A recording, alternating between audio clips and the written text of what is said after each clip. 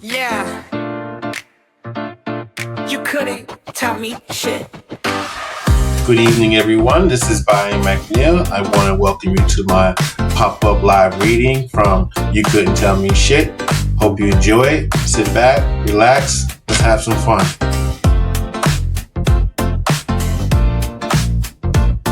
You couldn't tell me shit. All right, so I'll be reading from Don't Come Here If You Ain't From Here, Chapter 2, Part 3.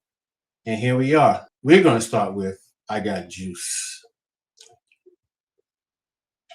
By the time I got into my homeroom, the word had somehow spread and arrived before me. I'd made house a shitless with a bullet. I could tell by the stares and could overhear the chitter-chat as I entered the room. Bad news traveled faster than a motherfucker. This cat sitting silently next to me suddenly spoke to me out of the blue. Yo, Black, you from Brooklyn, right? He asked, apropos of nothing. I turned to him. Yeah. I got a cousin in Brooklyn, he said, like Brooklyn was Rikers Island or Sing Sing or Bellevue Hospital. Not a borough that was a hop, skip, and an A train away. That nigga's batshit crazy, word to mother. We just stared at one another for a heartbeat or two. Then we both cracked up. We ended up kicking it for the entire 15 minutes of homeroom. His name was Kenneth, and he was cool as hell. I especially dug the suede front he was sporting. That shit was fat. I mean, Brooklyn fat. It was dark blue, rich and smooth, and matched his blue suede Pumas perfectly. The cap was fresh. You hear me? Out the box fresh. From what I'd seen to that point, Queens cats were basic as hell. Dress shirts and slacks, sweatsuits and shit. But Kenneth? He had a little Brooklyn freshness to him. I wager he picked up more than crazy from his cousin in the county of Kings. We compared programs and discovered that we had a few classes together. So when we connected for second period, neither of us was surprised. We sat in the back so we could kick it without being disruptive. And he gave me the lay of the land. I cut to the chase, though, and asked him about this House character. Yo, everybody knows House, Kenneth whispered. He's co-captain of the team. College recruiters be coming to the games to scout him and shit. Word? Hell yeah, he said excitedly. He's a bully, though. Likes fucking with freshmen, makes them sing on tables in the cafeteria and pay for his lunch and shit. He tries motherfuckers to see who'll go for it. Then he looked at me. And then he looked at me with a look I couldn't read. Felt like he was sizing me up. I heard you wasn't having it, though, he said, nodding. What's up with that? There was a mild disbelief in his that, and it almost rubbed me the wrong way. It spoke to a doubt he had about the rumor's validity. Now that he had gotten to know me, I was about to put on some Brooklyn phony bravado, but decided against it. Kenneth seemed to be on the up and up, so I decided to be myself. To be honest, man, I thought they were just kidding around. I never took them seriously for a second. Thugs in football jerseys? Come on. I actually laughed at them. Bullshit, Kenneth hissed. Word to mother, yo, I whispered, laughing. I thought they were the welcoming committee, Martin's own fucking lollipop guild or something. I was waiting for them to break into song and dance. Kenneth was literally in tears, trying to hold in his laughter. They ever fuck with you, yo? I asked, curious how I was so lucky I earned their attention. Me? Oh, hell no, nah, Kenneth said, shaking his head. They wouldn't fuck with me. Them niggas know. I gave Kenneth a once-over, wondering what it was exactly that they knew. He volunteered nothing, though. Why do they call him House? I asked instead. You saw him. What else you gonna call him, motherfucker built like a brick shithouse?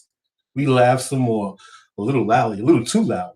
It felt great kicking it with Kenneth. It was nice to have a friend, my first Queens homie. The teacher shot us a look that would have taken us both out if it were made of lead. Back at Sasa, unruly behavior was seldom tolerated. That would have literally been our asses. Teachers used to brandish everything from rulers to electric cords to dole out Ali punishment. But this was not the case in public school. Teachers couldn't touch you. Most wouldn't even give you a scolding look. I didn't think I would ever get used to that. Seriously though, his real name is House? I'm sorry. Seriously though, his real name is House. His first name is Desmond or Dexter or some shit like that. But everybody calls him House. How do you know all this? Is there some kind of bully bulletin board I should know about? I asked. You're a freshman too, ain't you? Bullet, bully bulletin board. He repeated, chuckling. I see you got game. But nah, we all live around Southside. Everybody knows everybody's business around here. Went to elementary and junior high together, most of us.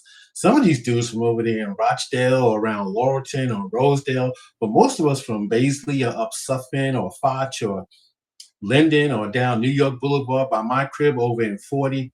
House from Laurelton.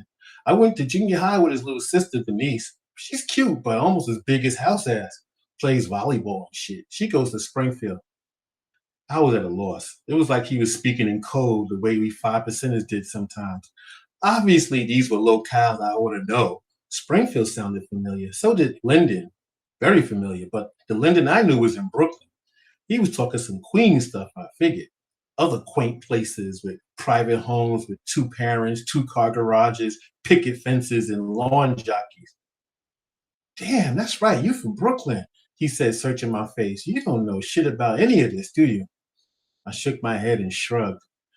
You're going to be out here for a spell, so you need to know where you at, Kenneth said with more earnestness than I thought it warranted. I'll show you the ropes. I thanked him, feeling like it was unnecessary, but I didn't want to be rude and refuse. Honestly, I thought I had the site sized up already. When the bell rang, Kenneth told me he'd catch me in the cafeteria later. After fourth period, I went down to the basement where the two cafeterias were. Kenneth hadn't said which one he'd be in, so I went to cafeteria A first. I spotted him in the back with some fine-ass honeys, and I was like, oh, snap, this motherfucker's holding out. I didn't want to roll up on him while he had a squad of cuties around him, not without knowing what's what ahead of time. So I headed over to cafeteria B, figuring I'd catch up with him later. I grabbed a tray of some of whatever they were serving up and copped a squad at a free table. A couple minutes later, here came Kenneth in the cafeteria entrance, but no cuties. Yo, Kenneth, I shouted. He turned my way. I waved him over. Yo, Kirk. We bumped fists, and he glanced at my tray. What's that, ravioli? Beats me, I said, shrugging. The name Kirk still echoing in my mind. I wondered if Martin would come to know me by that name or by another name. Kirk still felt alien, though, like I was living an alternative life. Same me, but on a different timeline. One where the ravioli wasn't up to Chef Boyardee's standards of excellence, but wasn't bad at all. It tastes pretty good, though. Kenneth made a beeline for the chow line. When he returned, tray in hand, he grabbed a seat on the bench across from me. Immediately, he started talking about this honey in his third period class who was sporting some fresh gazelles. But his mention of this girl got me to wondering, was she one of the cuties you was just with? He looked at me quizzically, tilting his head to the side. What cuties? The ones you was with in the other cafeteria just now, I said, gesturing that way. Who were they? Kenneth's angels? You got them doing undercover work, eh? Share the wealth, my brother. I don't know what you're talking about, man, he said, unable to hide his grin. Once upon a time, there were 3 dimes that went to August Martin, I said in my best Charlie impression, and they were each assigned very hazardous duties. But I took them away from all that, and now they work for me. My name is Kenneth. Kenneth laughed so hard he knocked over his milk. I noticed people watching, aching to get in on the joke. You a funny nigga, he said. But seriously, that wasn't me. That must have been my brother. Your brother? I couldn't even speak for a second. If that was his brother, he looked exactly like him. I know people say that Sekou and I favor one another, but no one would ever mistake me for him. Never. Get out of here. That was you. Don't even try it. I saw you. That was my brother Curtis, yo. I'm serious, Kenneth said earnestly. Bagging angels? That's his MO. If he was kidding, he had me fooled. Okay, stop fucking around. Seriously, I was you, right? Because you got me bugging on a serious tip. I saw you as plain as I see you right now. Did you? He said, like he was sure I had it. What was I wearing? You were Damn, Actually, I hadn't focused on the clothes at all. It was my brother, I'm telling you. Just then, a dude strolled by and patted Kenneth on the back. What up, twin? Yo, what up, Tiz? Kenneth shouted over his shoulder, reaching his fist back for a fist bump. Tiz nodded to me, and I nodded back, and he kept it moving. Oh, snap. It hit me like a ton of bricks. Tiz called him twin. Curtis is your twin brother? You're a twin? Damn, they don't have twins in Brooklyn? Well, yeah, of course, but I don't think I've ever known any identical twins. I said, bewildered, trying to wrap my mind around this. Twins? Just then, it was like someone turned down the volume on a roar of dozens of conversations, and one voice emerged, echoing around the open bay. Its owner stood atop a lunch table and sang off key. I believe the children are our future. I turned to Kenneth, stunned, and he shrugged. I told you, House and them love humiliating people. Teach them well and let them lead the way. His sister told me they be making niggas do all kinds of crazy shit. I looked again, and sure enough, the table the singer stood upon was surrounded by the same jocks that had me cornered that morning, and the cafeteria was unsympathetic, decidedly. Some people were even entertained, swaying side to side like live performances in the cafeteria was a thing. Show them all the beauty they possess inside. Can't tell you how glad I was that it wasn't me up there. A couple of tables filled with girls, probably cheerleaders, were laughing and jeering. I swore to myself that would never be me. They'll never take away my dignity. Before the anxious vocalist got to the hook, though, one of the cafeteria staff, big black woman, dressed all in white, came and broke it up. Boy, get down from that table this instant. That look like a stage to you? She hollered at the flustered freshman. Then she turned on the jocks. I done told y'all about this nonsense. Y'all want to act a fool, do it elsewhere, not in my cafeteria. Don't make me have to tell her again. The singer leapt to the floor and raced out the cafeteria while the jocks were distracted, to the amusement of most. I wasn't amused, though. Neither was Kenneth. Yes, Miss Brown, said the biggest of them. House. I recognized him by his biceps. Do I need to call your mother, Dexter?